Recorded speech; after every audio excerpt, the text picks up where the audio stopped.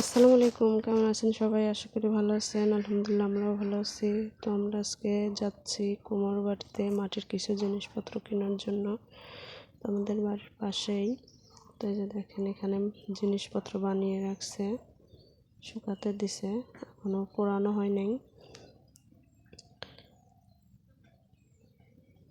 এগুলো রেডি হয়ে গেছে, এগুলো বিক্রি করে, হাটেও নেয়, বাড়ি থেকেও নেয়, যাদের যেমন দরকার। তো এখানে এই বৌদি কাজ করতেছে, দেখেন এখানে ঢাকুন, শুধু এই ঢাকুনগুলা লেপতেছে।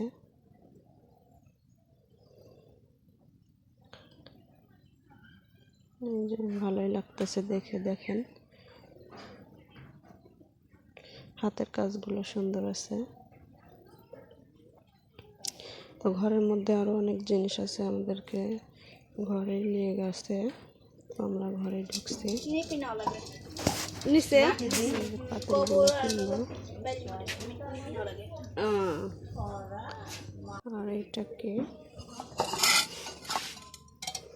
কয়েল ধরানোর জন্য এটা নিব। তো দেখে ভালো লাগতেছে না, তারপরে নিতে হবে। সবাই নিয়ে গেছে, বেছে বেছে রেখে গেছে, সেইগুলোই আছে। এখানে দেখেন সাজাচ্ছে পুরানোর জন্য। নিচে আগুন দেয়। তো আমরা এই কটাই বেছে নিয়ে আসছি, এই কটাই নেব। তো আমরা এখন চলে যাচ্ছি।